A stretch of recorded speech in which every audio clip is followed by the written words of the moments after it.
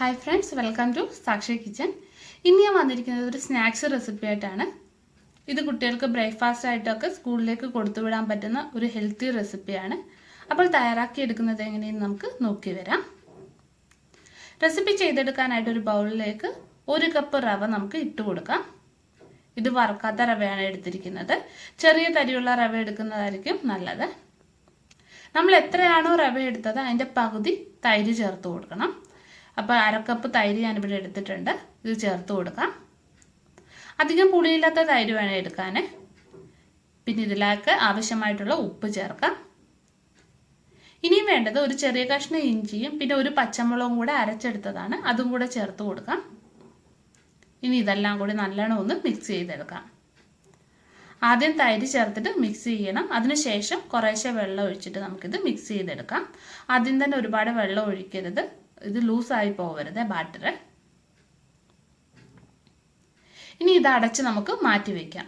കുറഞ്ഞത് 20 മിനിറ്റ് മാറ്റി വയ്ക്കണം, റവ നല്ലോണം കുതിർന്ന് കിട്ടാൻ വേണ്ടിയിട്ട്. റവ കുതിർന്ന് വരുന്ന സമയം കൊണ്ട് നമുക്ക് ഉരുളൻകിഴങ്ങ് വേവിക്കാൻ വയ്ക്കാം. ഒരു കുക്കറിലേക്ക് ഞാൻ 4 ഉരുളൻകിഴങ്ങ് കഴുകി വൃത്തിയാക്കി ഇട്ട് കൊടുത്തിട്ടുണ്ട്. ഇതിനൊക്കെ വെള്ളം ഒഴിച്ച് കൊടുത്തിട്ടുണ്ട്. ഇതിന് കുക്കർ അടച്ച് വെച്ചിട്ട് വേവിച്ചെടുക്കാം. 4 വിസിലിനുള്ളിൽ ഇത് വെന്ത് കിട്ടും. പിന്നെ ഓരോ കുക്കറിൻ്റെ അനുസരിച്ചിട്ട് മാറ്റം വരാവേ. അപ്പോൾ അരമണിക്കൂർ കഴിഞ്ഞിട്ടുണ്ട്. റവ നല്ലോണം കുതിർന്ന് വന്നിട്ടുണ്ട്. ഇപ്പോൾ സ്വല്പം കട്ടിയിലാണ് ഇതിരിക്കുന്നത്. ഇതിലേക്ക് കുറച്ചുകൂടെ വെള്ളം ഒന്ന് ചേർത്തിട്ട് ഇളക്കി കൊടുക്കാം. ഒരു 1/4 കപ്പ് വെള്ളം കൂടെ ഞാൻ ഒഴിച്ചു കൊടുത്തിട്ടുണ്ട്. എന്നിട്ട് ഈ പരുവത്തിൽ വേണം ഇത് കലക്കിയെടുക്കാൻ. ഇനി ഇതിലേക്ക് ചേർക്കേണ്ടത് ഈനോ ഫ്രൂട്ട് സാൾട്ട് ആണ്. ഇത് നിങ്ങളുടെ കയ്യിൽ ഇല്ലെങ്കിൽ നിങ്ങൾക്ക് ബേക്കിംഗ് സോഡ വേണമെങ്കിൽ ചേർത്ത് കൊടുക്കാം. ഇനി ഇതിൻ്റെ മുകളിലേക്ക് സ്വല്പം വെള്ളം ഒഴിച്ചു കൊടുക്കാം. ഒന്ന് പതുക്കെ ഇളക്കിയെടുക്കാം. അപ്പോൾ മാവായി വന്നിട്ടുണ്ട്. ഇനി ഇത് നമുക്ക് ഒരു കേക്ക് ടിന്നിലേക്ക് ഒഴിച്ചിട്ടൊന്ന് ഒരു പാത്രത്തിലേക്ക് ഒഴിച്ചിട്ട് ഇഡ്ഡലി പാത്രത്തിൽ വെച്ചിട്ട് വേവിച്ചെടുക്കണം. നമ്മൾ ഈ മാവ് ഒഴിച്ചു കൊടുക്കുന്ന പാത്രം നല്ലോണം എണ്ണ പുരട്ടി എടുത്തിരിക്കണേ. ഇനി നമുക്ക് വേവിച്ചെടുത്തിട്ട് വരാം. സ്റ്റീമർ വെച്ച് വേവിച്ചെടുത്തിട്ട് വരാം. അപ്പോൾ ഇത് വെന്ത് വരുന്ന സമയം കൊണ്ട് നമുക്ക് ഉരുളൻകിഴങ്ങിൻ്റെ മസാല തയ്യാറാക്കാം. ഒരു പാനിലേക്ക് എണ്ണ ഒഴിച്ചു കൊടുക്കാം. അതിലേക്ക് കടുകിട്ടിട്ട് പൊട്ടിച്ചെടുക്കാം. കടുക് പൊട്ടി വന്നിട്ടുണ്ട്. പിന്നെ വേണ്ടത് 1/4 ടീസ്പൂണ് ജീരകമാണ്. ഇത് നല്ല ജീരകമാണ്. ജീരകം ചേർത്ത് കൊടുക്കാം. അപ്പോൾ ജീരകം പൊട്ടി വന്നിട്ടുണ്ട്. ഇതിലേക്ക് സവാള അരിഞ്ഞത് ചേർക്കാം. ഇത് അരമുറി സവാള ചെറുതായിട്ട് അരിഞ്ഞെടുത്തതാണ്. സവാള ഒന്ന് വാടി വന്നാൽ മതിയേ. ഇനി ഇതിലേക്ക് പച്ചമുളക് അരിഞ്ഞത് ചേർക്കാം. ഇത് സ്വല്പം പച്ചമുളക് അരിഞ്ഞതാണ് ഞാൻ ചേർക്കുന്നത്. നിങ്ങളുടെ എരിവിനനുസരിച്ചിട്ട് വേണം പച്ചമുളക് ചേർക്കേണ്ടത്. ഇത് കുട്ടികൾക്ക് കൊടുക്കേണ്ടതുള്ളത് കൊണ്ടാണ് ഞാൻ ഇതിലേക്ക് പച്ചമുളക് അധികം ചേർക്കാത്തത്.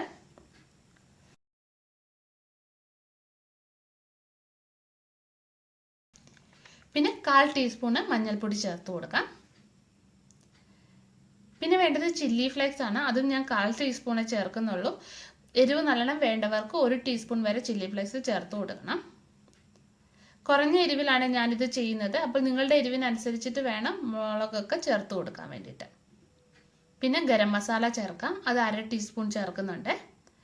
ഇനി ഇത് ഇളക്കിയിട്ട് ഇതിൻ്റെ പച്ചമണം മാറി വരുമ്പോൾ നമ്മൾ പുഴുങ്ങി വെച്ചിരിക്കുന്ന ഉരുളൻകിഴങ്ങ് തൊലി കളഞ്ഞിട്ടെടുത്തത് അത് നമുക്ക് കൈകൊണ്ട് ഉടച്ചിട്ട് കൊടുക്കാം. ഇനി ഇതൊന്ന് ഇളക്കി കൊടുക്കാം. കട്ടകളില്ലാതെ ഉടച്ചെടുക്കണേ.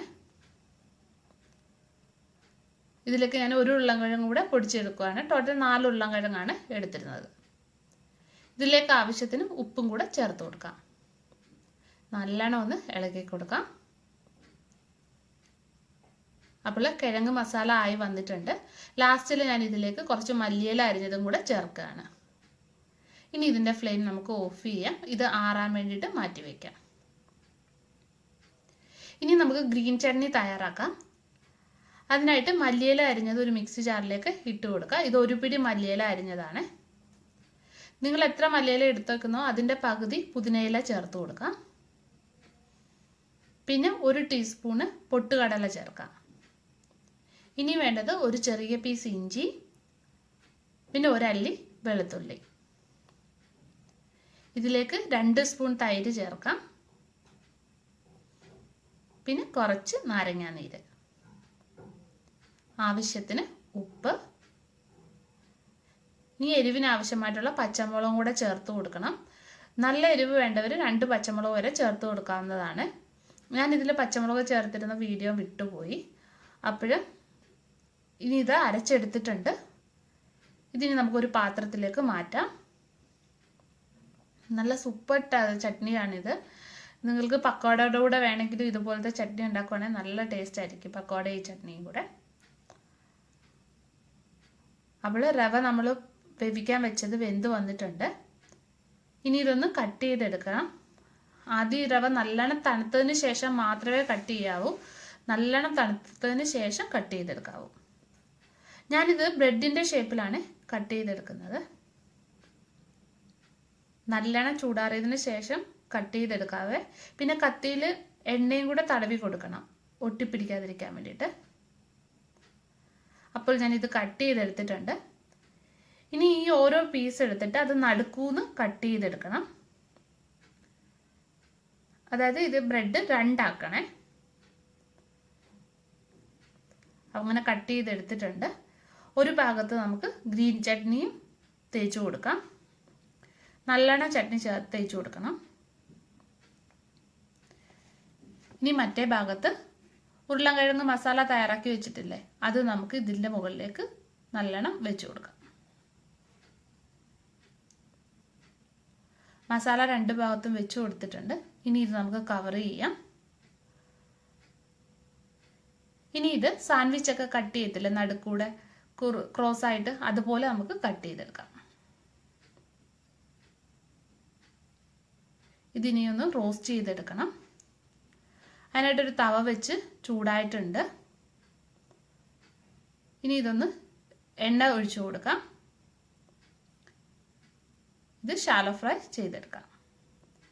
തിരിച്ചും മറിച്ചും ഇട്ട് കൊടുക്കണേ. നല്ലോണം ഒന്ന് മുരിച്ചെടുക്കണം, എന്നാലാണ് ഇതിന് നല്ല ടേസ്റ്റ് വരത്തുള്ളൂ. നിങ്ങൾക്ക് വേണമെങ്കിൽ നെയ്യ് ഒഴിച്ചിട്ടാണെങ്കിലും ഇതുപോലെ മുരിച്ചെടുക്കാവുന്നതാണ്. അപ്പോൾ തിരിച്ചും മറിച്ചും ഇട്ട് ഇതൊന്ന് നല്ലോണം റോസ്റ്റ് ആയിട്ട് വന്നിട്ടുണ്ട്. എടുത്തു മാറ്റാം. ബാക്കിയുള്ളത് ഇതേ രീതിയിൽ നമുക്ക് തയ്യാറാക്കി എടുക്കാം.